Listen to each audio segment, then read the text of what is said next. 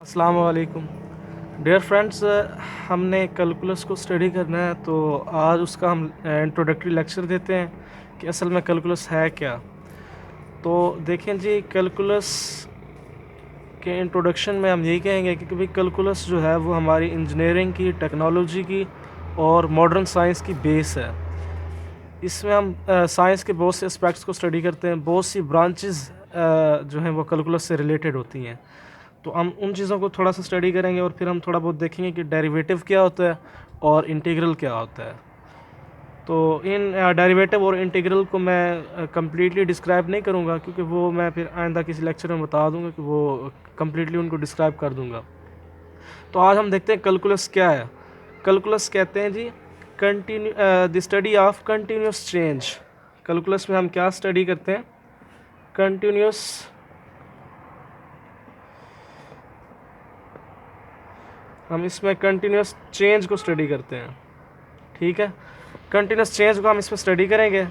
Continuous change से क्या मुराद है? देखें, एक गाड़ी जो है वो एक पॉइंट से चल रही है, और देखें अगर वो गाड़ी पॉइंट ए से ट्रैवल करना उसने शुरू किया और वो पॉइंट बी तक उसने पहुंचना है, तो ट्रैवल करते करते अब उसकी स्पीड हो सकता है अप टू सम डिस्टेंस उसकी स्पीड कुछ और थी, फिर उस स्पीड में चेंज आ गई।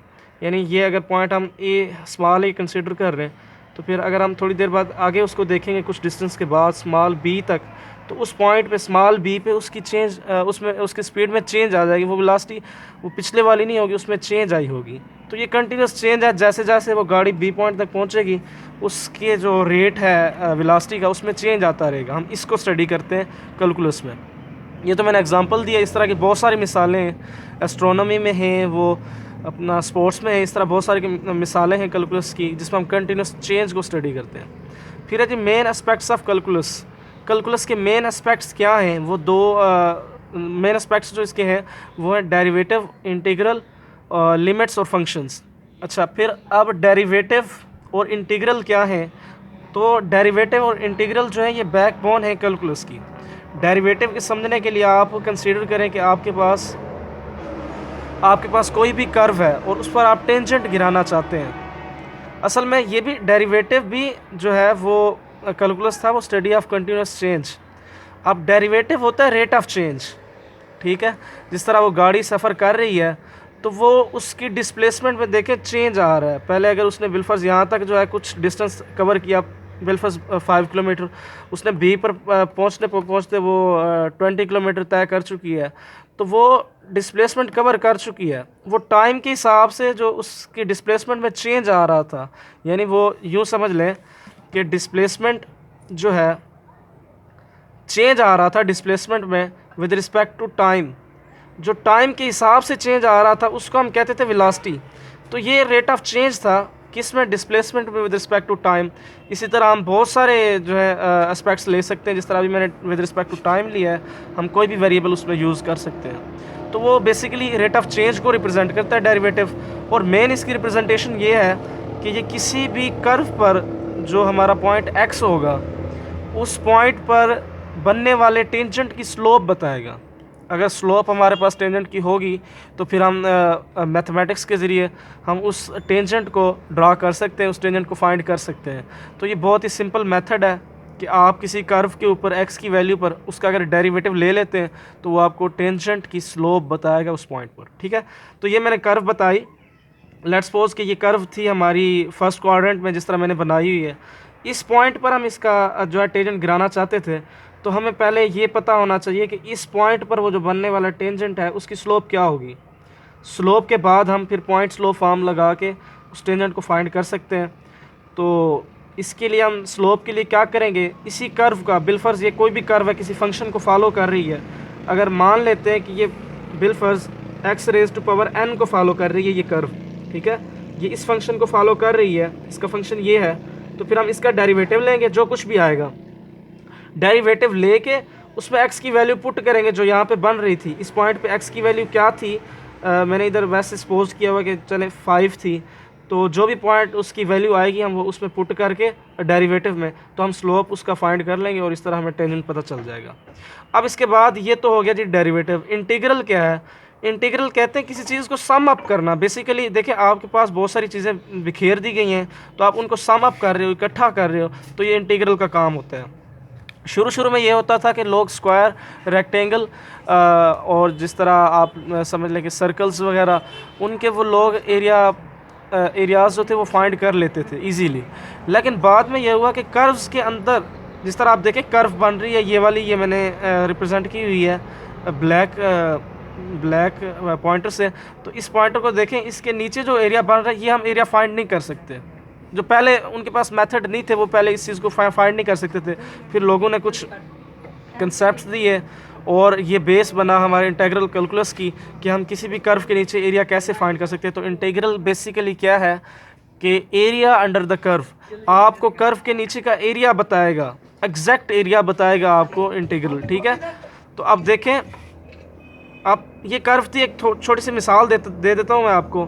इसको हम तकसीम कर लेते हैं। देखिए कर्व को हम कर्व के नीचे पहले एरिया फाइंड नहीं कर सकते ऐसे इंटीग्रल कैलकुलस के बगैर, तो फिर हम इनको छोटे छोटे पार्ट्स में डिवाइड कर देते हैं। देखिए मैंने ये A1 जो है इस पर पार्ट में डिवाइड कर दिया। अब ये रेक्टेंगल बन गया, इजीली हम इसका एरिया ले सकते हैं।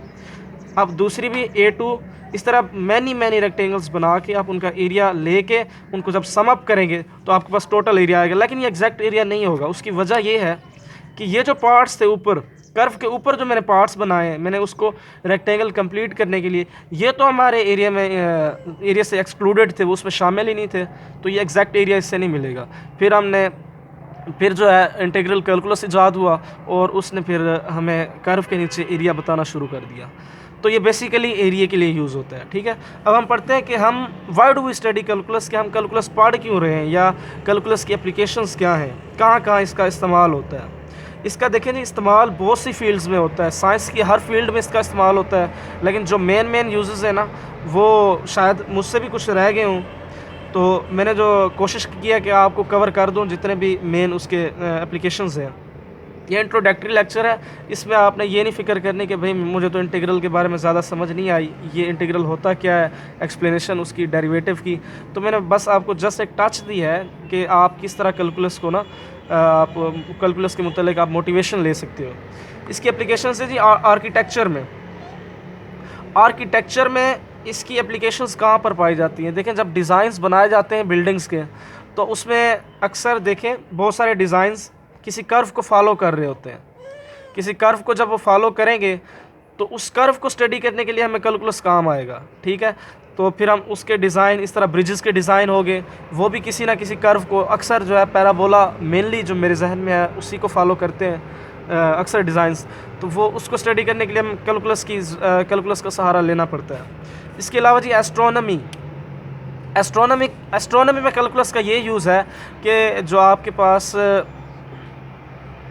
जितने भी स्टार्स हैं या प्लैनेट्स हैं, अगर वो मूव कर रहे हैं तो एस्टेरॉइड्स हो गए, इस तरह मीटियोराइट्स हो गए, तो अगर मूविंग बॉडी स्पेस के अंदर है तो वो कोई ना कोई पाथ फॉलो करेगी रोटेशन में। उस पाथ को स्टडी करने के लिए कि आया वो पैराबोलिक पाथ है या एलिप्टिकल पाथ है, जिस तरह हमारी जो अर्थ है वो सन के गिर्द रिवॉल्व करती है, तो एलिप्टिकल फॉर्म में यानी एलिप्टिकल पाथ में मूव करती है। तो इन चीज़ों को स्टडी करने के लिए हम फिर कैलकुलस का यूज़ करते हैं कि कौन सा प्लैनेट जो है कौन से स्टार के कितना करीब आ सकता है, कितना दूर जा सकता है। तो इसमें बहुत सारे एस्पेक्ट्स हैं एस्ट्रोनॉमी में जो हम स्टडी करेंगे with the help of calculus. इसके बाद इंजीनियरिंग में क्या यूज़ है। इंजीनियरिंग में बहुत सारे यूजेस हैं कैलकुलस के। जिस तरह आप देखें, एक जो मेन इसका इंजीनियरिंग में है वो आप सिविल इंजीनियरिंग में देख लें। ब्रिजेस जब बनती हैं तो उनके नीचे जो है आपने सस्पेंशन ब्रिज देखा होगा, अगर आपने कभी देखा है तो वो सस्पेंशन ब्रिज का मतलब ये होता है कि ऊपर से with the help of strong metallic wires, वो तारों की मदद से उसको लटकाया होता है ब्रिज को, ये इस तरह सस्पेंशन ब्रिज, ठीक है। तो उस तरह ब्रिज को ना लटकाया होता है और उस पर उसके ऊपर जो है ट्रैफिक जा रही होती है। तो वो सस्पेंशन ब्रिज जो है वो नीचे अपने एक डिज़ाइन बनाता है, मेनली जो है पैराबोलिक, मैंने पहले भी कहा है। तो उस पैराबोलिक को स्टडी करने के लिए फिर हमें कैलकुलस का सहारा लेना पड़ता है। तो ये इंजीनियरिंग सिविल में इसका काम आ गया। इसके अलावा अगर आप देखें तो इसके बेशुमार यूजेस हैं। आपने देखा होगा कि जो वायर्स होती हैं, इलेक्ट्रिकल इंजीनियरिंग की बात हो जाए तो केबल वायर्स जो होती हैं वो उनको ये पाथ दिया जाता है, ये पाथ ये देखिए, अगर इधर एक पूल था हमारा इलेक्ट्रिक पूल और एक इधर भी था, तो हमने उनको ना ये पाथ दिया है कि उस वायर्स को हम इसी तरह सस्पेंड करते हैं उन वायर्स को। तो ये यूज़ हो गया इलेक्ट्रिकल इंजीनियरिंग में। इसके अलावा बेशुमार स्ट्रक्चर्स हैं मैकेनिकल इंजीनियरिंग में, और तकरीबन इंजीनियरिंग की हर फील्ड में, कंप्यूटर साइंस में भी और सॉफ्टवेयर इंजीनियरिंग में भी कैलकुलस इस्तेमाल होगा। अच्छा, फिर बात आती है ओशनोग्राफी। ओशनोग्राफी में भी कैलकुलस यूज़ होता है। ओशनोग्राफी जो है उसमें बहुत सारे कोनिक्स का इस्तेमाल आ जाता है, जिसमें सर्कल है, एलिप्स है, और इसके अलावा आप पैराबोला, हाइपरबोला और बहुत सारे स्ट्रक्चर्स जो ओशंस में आपको मिलते हैं, उनको भी स्टडी करने के लिए, ओशन के स्ट्रक्चर को स्टडी करने के लिए उधर भी कैलकुलस का यूज़ होता है। फिर है प्रॉब्लम सॉल्विंग। बहुत सारे ऐसे प्रॉब्लम्स आ जाते हैं मैथ में, जिनको हम मैथ में क्या, हमारी डेली लाइफ में, जिनको हम सॉल्व करने के लिए कैलकुलस का सहारा लेते हैं। इसके अलावा स्पोर्ट्स में भी कैलकुलस इस्तेमाल होता है। मेनली जो बेस बॉल है आपकी, बेस बॉल मेनली कैलकुलस पे लाया करती है। इसके अलावा डिफरेंट स्ट्रक्चर्स होते हैं जो स्पोर्ट्स में इस्तेमाल होते हैं, वो उनको भी कैलकुलस के ज़रिए डील